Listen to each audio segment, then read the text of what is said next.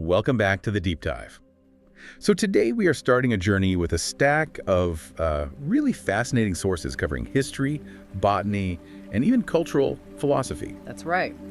Our mission is to explore the deep heart of Korean food culture, what the locals call hansik. And, for so many people listening, their first experience with hansik is probably, well, a blast of heat. They think of bright red stews or that super spicy instant ramen. That leads me right to my main question for this deep dive. Is Korean food only spicy? Because if you just look at something like modern fiery tteokbokki, those spicy rice cakes, you might easily think that heat is the whole story. That's a totally understandable assumption, but it misses about 5,000 years of complexity and a lot of flavor diversity. 1,000 years, wow. Yeah, our sources are going to take us way beyond the chili pepper today. We're going to look at ancient recipes that weren't spicy at all. And we'll start to understand why concepts like patience and preservation are actually much more central to the culture than just heat. All right, let's unpack this. This sounds like a big journey. What are the key themes we're pulling from the material for everyone listening? We are focusing on 4 major areas that I think really tell the complete story of Korean food. Okay, what's first? First, the core philosophy of hansik. We really need to get a handle on the cultural ideas of mixing and waiting. Waiting. Yeah, and how that patience connects to the science of keeping food healthy for a long time, or fermentation. And second? We'll look at the incredible history of a very simple, comforting food, noodles, or guksu. Oh, I love noodles. Well, it started as this high-status royal luxury just for the elite. And it somehow became the ultimate fast, everyday street meal. That's a huge shift in social status for one dish, isn't it? It is. Third, we'll dive into modern street food culture, the dynamic moving restaurant, and see how economics and international aid reshaped classics like tteokbokki into that spicy version we all know. And finally, what's the fourth theme? Survival. We're going to share the sweet story of a humble root vegetable, the sweet potato, or guguma. It literally saved the nation from famine centuries ago.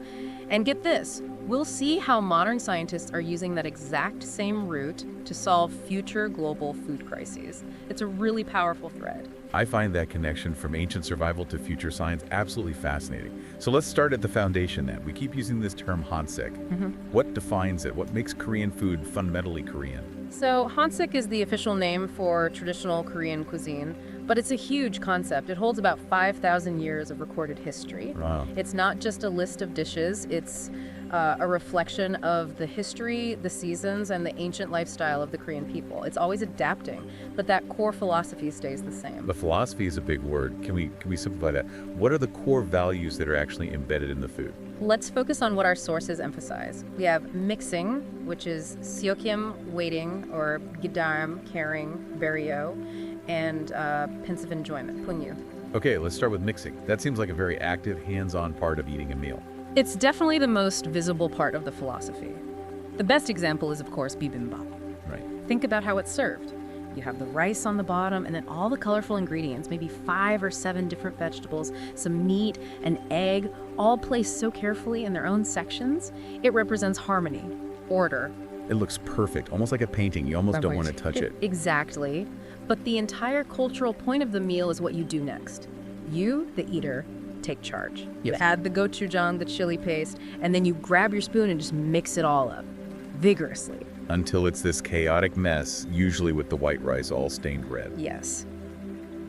You intentionally break that beautiful order to create a totally new, unique, and personal flavor that changes with every single bite. The sources say this reflects a key Korean trait. This tendency toward group action, gathering together, mixing ideas. It's a collective dish made by one person's act of mixing. That's a really powerful metaphor. But let me push back on that a little bit. Isn't there tension there? You start with this perfect traditional order, but the blending, the thing that unifies it, is often gochujang, which is chili-based. That's a really sharp observation. And we know chili is a pretty late addition to the cuisine. You've hit on the complexity of modern hansik. While the act of mixing is ancient, the flavor we use to unify it is often modern. I see. If you look at regional bibimbap, the mixing changes. In Jeonju, for example, it's very refined, with bean sprouts and raw beef. But in a place like Tangyang, they might use seasonal seafood and a much lighter seasoning. So the idea stays the same, but the ingredients change. Exactly. The core idea blending separate things into one is constant. But the methods and flavors are always evolving. It shows Hansik is, a living, breathing philosophy. So the food adapts, but it keeps that core social ritual of mixing. That leads perfectly to the next idea you mentioned, waiting, or gidarum. Right. In our world of instant everything, Yep. patience is, well, it's hard to find. Why is waiting so important here? Gidorim is the total opposite of fast food. It is the core concept behind preservation, flavor depth, and what we call Jang culture. Jang. You can't talk about Hansik without talking about Jang, the basic pastes and sauces. So you have Ganjang, which is soy sauce, doenjang, bean paste, and gochujang, chili paste. And these aren't made quickly. Not at all. They take months, sometimes years, to develop that deep, savory flavor we call umami. The whole process relies completely on waiting. And this waiting process is really the science of fermentation. You said we'd simplify this, so how can we explain it clearly? Absolutely. At its simplest, fermentation just means the food stays for a long time to get healthy. Okay, that's easy enough. But let's look at the cool science behind that waiting. Please. When you leave soybeans, salt, and water in these big earthenware jars called amgi for months, you create an environment for specific microorganisms. Like good bacteria? Exactly. Beneficial bacteria like lactobacillus and yeasts. They start to work, breaking down complex proteins and carbs. So the waiting isn't passive at all. It's actually very active science happening on a tiny scale. Precisely. And these microorganisms do two vital things for survival. First, they create lactic acid or alcohol, which naturally stops harmful bacteria from growing. So the food stays safe to eat for a long, long time without a refrigerator. That's genius. And second, they totally transform the flavor, creating those intense, complex, savory tastes that define things like kimchi or doenjang. Yeah. That waiting time is essential for both food security and, deliciousness. That's a powerful connection. And this takes us right back to the hidden history of non-spicy food. It does. If the core flavor came from patient waiting and savory jang, then the dishes weren't always about heat. That is the essential insight. Chili peppers were introduced to Korea pretty late, probably in the 17th or early 18th century. So how do we know what food tasted like before that? To prove it, we can look at this phenomenal historical source, a book called Bibimbap. Tell us about this book again. It sounds really important. It's the oldest known Korean cookbook written in Hangul, the Korean alphabet. A remarkable woman named Jang Jae-young wrote it in 1670. 1670. So this is a snapshot of cuisine before chili peppers took over. Exactly. And it shows that when they wanted heat, it came from other spices. The sources say they used something called cheoncho. What's that? It's a type of prickly ash or Sichuan pepper. It gives you more of a numbing, tingly heat. So not a burning heat. Right. And the vast majority of the dishes focused on natural flavors, gentle steaming, and careful seasoning with soy sauce. The overall taste was much more subtle, mild, and natural. So the original traditional Hansik was actually a cuisine of subtlety. It was focused on those other values you mentioned, like caring for health and pensive enjoyment. Exactly. Pangyu, or pensive enjoyment, isn't just about food tasting good. It's about savoring the whole spectacle, the process, the time that went into it. You appreciate the flavor reflectively, not just reacting to a blast of heat. Okay. And this idea of savoring and caring is shown so beautifully in her preservation techniques. Let's dive deeper into that. The science of waiting in Bibimbap. How did Jang Ge-yang keep food fresh for months with no modern tech? She was a true food scientist, just through observation and method. Her recipes weren't just about cooking, they were about fighting decay. So give us an example. Okay, take her method for peaches. Peaches go bad so quickly, right? Right. But she wanted them to taste fresh, like they were just picked, even in the middle of winter. Her method was to seal them in a jar, but the key was the sealing medium. A mix of salt and a thick paste made from wheat flour, almost like a porridge. Salt and a flour paste. Why that combination? Well, the salt creates a high salinity environment, which naturally kills or stops a lot of harmful bacteria. Okay. And the wheat flour paste acted as an anaerobic seal. Anaerobic just means without oxygen. By completely cutting the peaches off from oxygen and airborne microbes, she basically stopped the decay process in its tracks. That's incredible. It shows such a deep, practical understanding of chemistry. Centuries before those terms were even invented. What about bigger things, like melons? Her methods adapted to the ingredient. For watermelons or winter melons, which needed protection from freezing but also needed to breathe a little, she didn't use a salty paste. She used natural materials and temperature control. How? The sources describe storing them inside deep holes in the ground or in very large earthenware jars. These were then filled with rice chaff, the husks left over after milling rice. What did the rice chaff do? It was insulation, and it kept the temperature stable. Wow. The deep hole or jar was in a place where the temperature wouldn't swing wildly, protecting them from hard frosts. And the chaff. It acted as a porous but really effective insulator. It kept a constant cool environment, letting the melons basically enter a state of suspended freshness all winter. This kind of long-term planning shows that Hansik is built on wisdom and really careful observation. All to ensure food security across the seasons. That connection between long-term planning and survival is so clear. Now let's use that foundation of patience to talk about a very different kind of food. One that represents speed and immediate satisfaction today.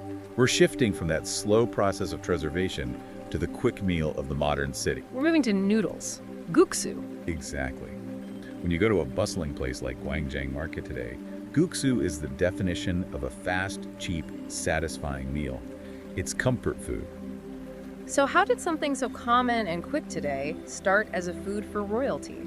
Well, that speed is absolutely a modern thing, driven by technology and, availability. Historically, guksu was anything but common. For centuries, it was a high-status luxury food. Luxury food. Yeah, consumed almost exclusively by royalty, high nobles, and only during really important ceremonies. What made it so precious? Was it the flavor or the ingredients? It was mainly the ingredients, specifically wheat flour. Wheat flour. Our sources confirm this. We've written evidence from the Goryeo dynasty around the 12th century. A visiting official from China wrote a book, and he noted that out of 10 different royal dishes he tried, the flavor of the noodles was the best of all. So an outside observer confirmed its high status early on. But why was wheat so rare in Korea? It was a challenge of geography and climate. Wheat grows best in wide, flat plains and needs a certain kind of soil. The Korean peninsula is very mountainous, and the farming methods weren't great for large-scale wheat cultivation. So it had to be imported. Either imported or grown in very small amounts, it was incredibly expensive and rare. So if you were eating soft white wheat noodles, it was a sign that you were part of the elite. So if wheat was too expensive, what were most historical Korean noodles actually made of? They relied on a much more resilient grain, buckwheat or meal. Buckwheat noodles. Right. Buckwheat was the commoner's noodle. It thrives in poor soil and harsh climates, especially in mountainous regions. Those noodles are darker, chewier, and traditionally served cold, like in naengmyeon. That makes this shift even more dramatic. We see white noodles as common now, but for centuries they symbolized wealth, while the darker noodles symbolized resilience. Exactly. The noodle culture itself was also driven by scholars and monks who brought ideas from China, but that ingredient scarcity just made it exclusive for a very long time. Beyond status, did noodles have a deeper cultural meaning? You hear about them being served at celebrations. Yes, and this is maybe the most enduring part of the noodle tradition. Because the noodles are long and thin, they symbolize longevity and peace. Like threads of life. Exactly. They're seen as threads connecting the past to a long, happy future. They're essential for major life rituals. The 100-day celebration for a baby, the first birthday, a marriage, the 60th birthday. It is a symbolic gift. When you served or gave noodles on these days, you were offering a delicious, tangible wish for that person to live a long, peaceful, prosperous life. That's a beautiful way to weave food into ceremony. So let's look at the absolute peak of this luxury food. How complex did these dishes get in the Joseon royal court? Oh, when you combine immense wealth, endless time, and that philosophy of pungyu savoring the spectacle, the dishes became, well, astonishingly complex. Royal records mention over 20 different types of noodle soup served at court feasts. 20 types. Can you give me an example of that complexity? Well, you had the basics like onmayeon, hot, and jiunmayeon, dried. But two examples show the range. First, naengmyeon, the cold buckwheat noodles, was a royal favorite. Even back then. Oh yeah. Records show that even a king like King Jeonjo enjoyed it often as a refreshing midday meal. So cold noodles were definitely not just a modern thing. And what's the most spectacular example? That would have to be mayon senciolo. Okay, what's that? A senciolo is already this elaborate royal hot pot. It's a massive dish cooked in a special pot with a chimney in the middle. But for Mayon Cinciolo, noodles were added to that already extravagant dish. Our sources say this one dish could have over 40 different finely prepared ingredients: meat, fish, mushrooms, vegetables, exotic seasonings. It was a complete culinary masterpiece. It showed that the noodle meal was an experience to be savored. So one dish, the noodle, connects the ancient history of luxury and ritual directly to the modern, quick meal. The desire for a satisfying dish is constant, even if the ingredients and the price tag change completely. Precisely. And this leads us perfectly into that world of speed and accessibility. The street. Yes, let's jump from royal banquets to street food. Street food is often called the moving restaurant. What do our sources tell us about the global and local history of this kind of food? Globally, street food has always been vital to city life. It's often the great social equalizer. How so? Because it requires low startup capital. You just need a cart, a simple stove, some ingredients. So historically, it's served as an economic entry point for marginalized groups, immigrants, low-income people, and often women who needed a way to earn a living. That makes perfect sense. What are some of the oldest examples of this? Oh, this goes back to ancient history. In Alexandria, in ancient Egypt, they sold fried fish on the streets. In Rome, they had thermopolia, basically fast food counters for people who lived in apartments without kitchens. It was quick energy for the working poor. Right. Even in Baghdad, under the Abbasid Caliphate, street food was essential. There are stories of the Caliph Harun al-Rashid disguising himself as a commoner just to walk the streets and try the local food. That shows how central it is to a city's real culture. And it's an engine for fusion, right? The biggest engine. Take fish and chips in Britain, not purely British. Jewish immigrants brought deep frying techniques to London. Combine that with local potatoes and fish, and you get fish and chips. And the bagel in New York? Same story, brought by Polish Jewish immigrants. It just exploded and became a core part of the American breakfast idea. Street food takes outsider influences and makes them completely mainstream. And in the modern era, we see this speed up with the food truck revolution. We have to mention Roy Choi, the Korean-American chef. Around 2008, he used a food truck in LA to create Kogi BBQ, a brilliant fusion of Korean flavors like kimchi and Mexican delivery systems tacos. Oh, I remember that. And what was revolutionary wasn't just the food, it was the logistics. He used social media, SNS, to announce his location, turning the food truck into this mobile pop-up cultural event. So, bringing that back to Korea, when did street vending really begin to take hold? It started around the big markets during the Joseon dynasty in the 1300s, but it absolutely exploded and became nationally crucial after the Korean War in the 1950s. That was a period of profound hardship. It was. The war devastated the country. Street food vendors provided the most crucial service. Cheap, calorie-dense meals for people who were displaced or had very little money. It literally helped feed a nation back to health. It became a symbol of resilience. What were some of the key street foods that became staples during that time? The classics we still see today. Hadiak, the sweet fried pancakes, especially in winter. Bunjipang, that fish-shaped bread with red bean paste. Iomuk, the fish cakes on skewers and broth. Gungoguma, roasted sweet potato. And of course, dalgona, the sugar candy. Let's focus on the one that defines modern Korean street heat. Tteokbokki. Right. You already said the spicy version is a major historical shift. Let's dive deep into that evolution. The history of tteokbokki is the perfect example of how global economics can change a national dish. The original version from the 15th to 18th centuries was called gunjeong tteokbokki. Gunjeong means royal court. Exactly, so it was served in the palace, and it was savory, seasoned with gochujang soy sauce. It often had beef, vegetables, mushrooms. It was a high-quality court dish, typically white or light brown, not red. So what happened after the Korean War to drive that shift from the savory royal dish to the fiery street classic? Two huge factors came together in the 1950s and 60s, both tied to post-war aid. First, the availability of cheap starch. The United States sent massive amounts of cheap or free wheat flour as humanitarian aid. This flood of cheap flour totally changed the price of teak, the rice cakes. Ah, because rice was still valuable, but suddenly the raw material for the cake itself, the wheat flour, was dirt cheap. Exactly. Before the war, rice cakes were expensive. But once vendors could use cheap wheat flour to make a teak, the cost just plummeted. Teak was suddenly affordable for everyone. And the second factor. The rise in popularity and affordability of gochujang. The chili paste was becoming mass-produced and widely available. So you had a cheap base ingredient plus a cheap, intense seasoning. The perfect recipe for a street food explosion. Vendors combined the cheap wheat-based rice cakes with the new, popular, fiery gochujang. And it took off. It was flavorful, addictive, and crucially extremely cheap to make and sell to people who needed quick energy. It became so popular it completely overshadowed the original royal version in the public mind. That is a powerful story, and it shows how a simple food can reflect massive global shifts. Before we move on, you mentioned hadiak. Where does that fit in? Hot hook is a key winter food. It's that yeasted can cake, fried and filled with sugar and cinnamon. It's traditional, but its origins are complex. Sources suggest it might have been introduced around 1882, maybe by Chinese merchants. Interesting. But what's important is its economic function. Along with bunjopang, it gave people an accessible way to start a small business, especially in the cold months. It kept the wheels of the small economy turning. This all brings us back to the theme of survival. All these foods were ultimately about feeding people.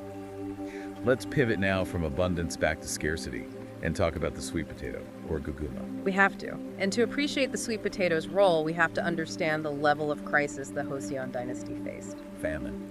How bad was it? It was devastating. The sources detail the Great Famine of 1670-1671, a catastrophic 2-year period of severe drought. And the agriculture depended on rain. Completely. A drought meant widespread starvation. Official records from the time. They paint a horrific picture. People were dying. Families had to abandon their homes. The king issued these agonizing decrees lamenting the pathetic state of his people.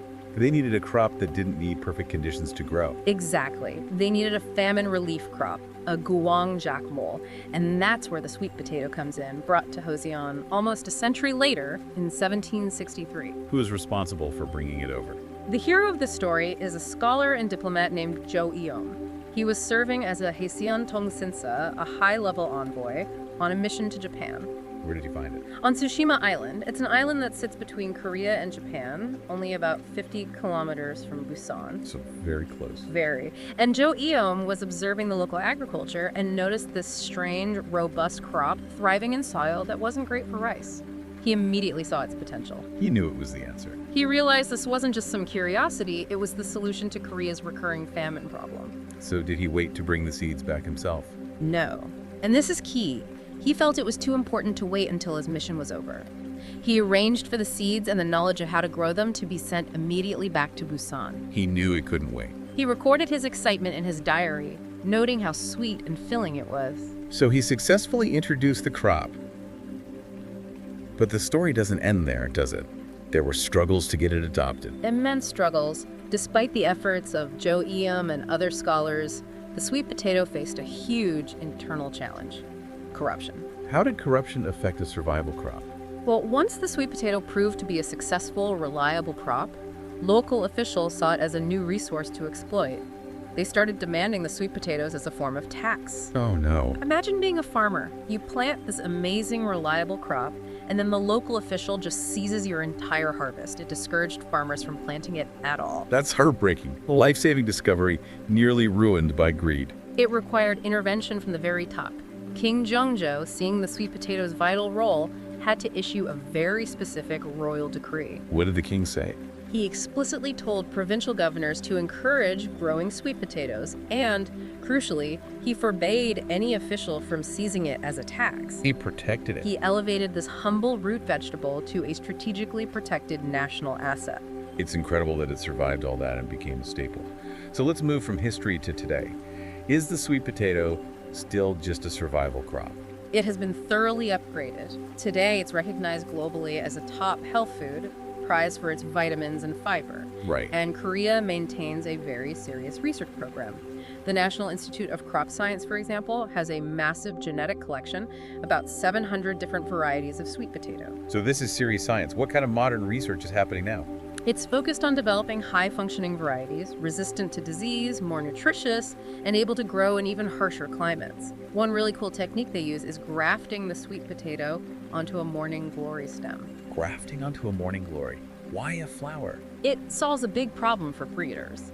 Sweet potatoes are usually grown from cuttings, not seeds. They rarely flower on their own. And to crossbreed them, you need them to flower so you can cross-pollinate. I see. The morning glory is in the same plant family, and it flowers very easily.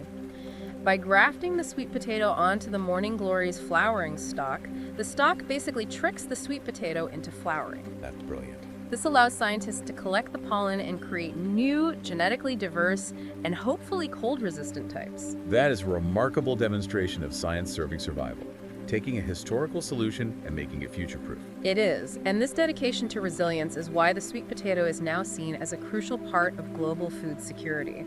Researchers call it the global relief pitcher for the 21st century. A global relief pitcher. Why that powerful title? Because of its extraordinary resilience. As climates change, good farmland is getting scarcer. Sweet potatoes excel where other crops fail. They can thrive in poor or even desertified land like in parts of Mongolia or Central Asia. So they can grow almost anywhere. Their ability to produce calories reliably in harsh conditions makes them vital for feeding vulnerable populations and stabilizing future food supplies. It's a direct descendant of the resilience that saved the Joseon people. This deep dive has really taken us across millennia. It has. We started by establishing that Hansik is built on these cultural philosophies like waiting and mixing, showing the cuisine was originally subtle and based on careful scientific preservation. Then we followed the path of the noodle, guksu, from an expensive royal luxury representing longevity to the ultimate quick street food. And we saw how cheap U.S. wheat drove the creation of spicy tteokbokki. And finally, we detailed the powerful story of the sweet potato brought over by a quick-thinking diplomat to fight famine, and how that same resilient crop is now being engineered to solve 21st century food security problems. The sources reveal an astonishing amount of complexity under the surface of these familiar flavors. Korean food is a living history defined not just by what's cooked, but by its resilience, the philosophy of patience, and the continuous application of science for survival. It shows that knowledge, whether it's in a 17th century cookbook or a modern genetic lab, is always focused on the same core goal: keeping people fed, healthy, and resilient. I think the most impactful thing here is that unbroken thread of survival. The simple act of eating sweet potatoes saved lives hundreds of years ago. Right. And now, scientists are working to make that same sweet potato the key to solving future global food challenges. The solutions are often the simplest, oldest things, just seen through a modern lens. So here is a final provocative thought for you, the listener, to consider. We've seen how a traditional, resilient, and maybe overlooked crop like the sweet potato became the answer to both historical famine and future food insecurity. What other simple, traditional, maybe forgotten foods exist today in your own local environment that might hold the secret to solving the next big global challenge, or be our best health food of tomorrow? What resilience are we overlooking? A truly great question to chew on, and one that requires that same pensive enjoyment, pengyu, that defines Hansik.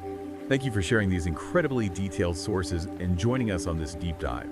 We hope you learned something truly fascinating and delicious today.